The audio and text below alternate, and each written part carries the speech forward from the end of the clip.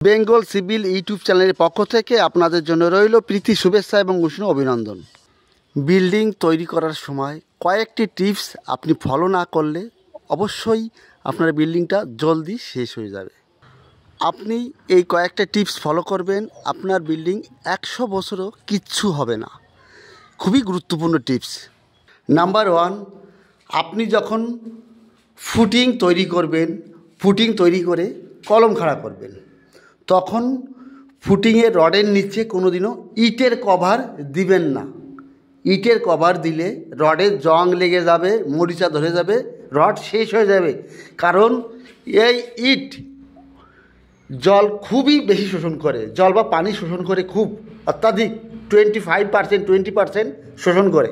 এই জন্য নিচের ফুটিংয়ের রডের নিচে আপনি কোনো দিন ইটের কভার দেবেন না। দেবেন কিসের কভার?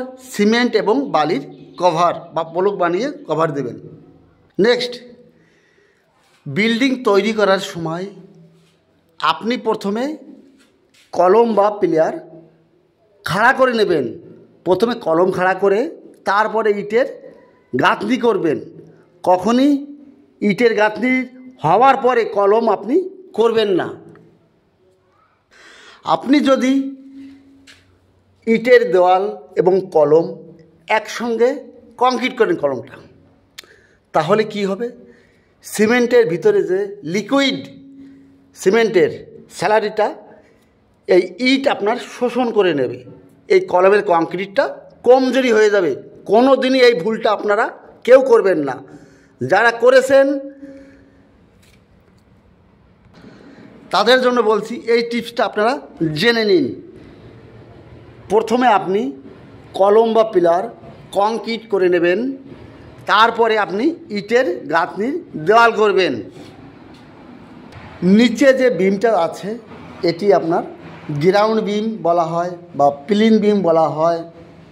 এই বিমে কভার ব্লক খুবই গুরুত্বপূর্ণ।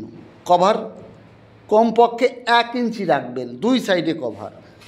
দেখুন, এই যে বিম আছে, এই সাইডে 1 ইঞ্চি, এই সাইডে 1 ইঞ্চি কভার প্রপারলি আপনি দিলে কোনো দিন আপনার রডের জং ধরবে না।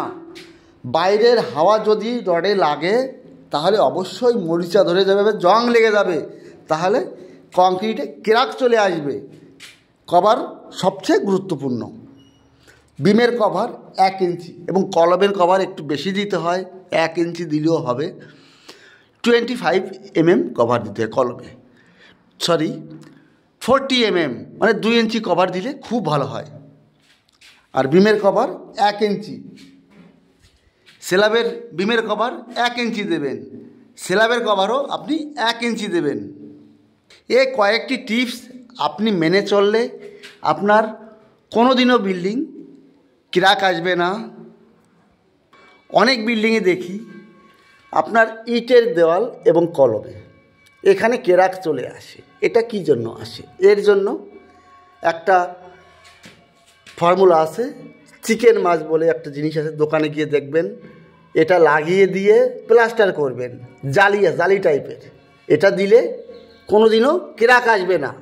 কংক্রিট এবং ইটের জয়েন্টে এটা দিতে হয়, বিমেও দিতে হয়।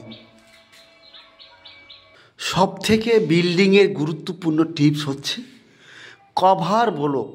বিল্ডিংয়ে স্ল্যাবে বিমে কভার যদি আপনি সঠিকভাবে দেন তাহলে আপনার বিল্ডিংয়ে কোনো দিনই আপনার লোকসান হবে না, জং ধরবে না। জং ধরলে কি হবে? এই কংক্রিট ক্র্যাক চলে আসবে, ফেটে যাবে, তখন একদম লোড ক্যাপাসিটি 0 হয়ে যাবে। এই জন্য বলি যে কংক্রিটের কভার খুবই গুরুত্বপূর্ণ। কভার ব্লকের পরে আপনার সব থেকে আরেকটা ইম্পর্ট্যান্ট চিজ হচ্ছে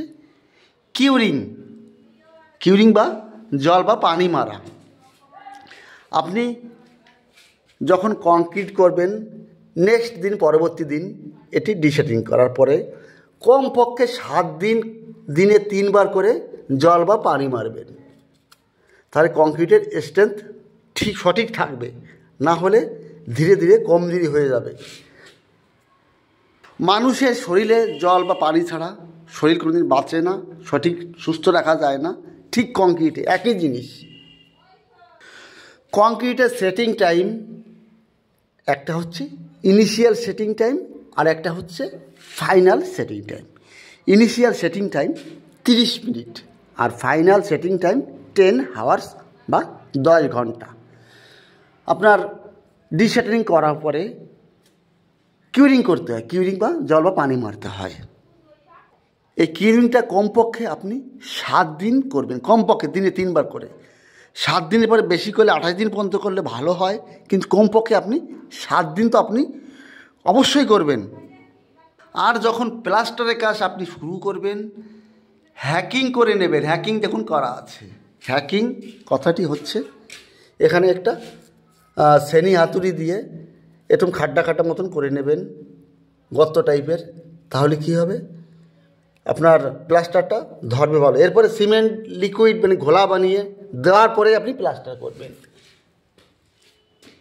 আর প্লাস্টারের মশলার সঙ্গে আপনি একটা WL বলে ওয়াটার প্রুফিং কেমিক্যাল আছে, সেটা মিলিয়ে যদি প্লাস্টারটা করেন তাহলে আপনার খুব ভালো হয়। ক্র্যাক আসবে না এবং লিকেজ করবে না। বর্ষার সময় আপনার ঘরে কোনো দিন লিকেজ হবে না। ভিডিওটি যদি আপনার একটু কাজে লাগে তবেই আপনি আমাকে সাপোর্ট করবেন। আজ এ পর্যন্তই। সুস্থ থাকুন, ভালো থাকুন। নতুন নতুন ট্রফি নিয়ে আসবো। All the best.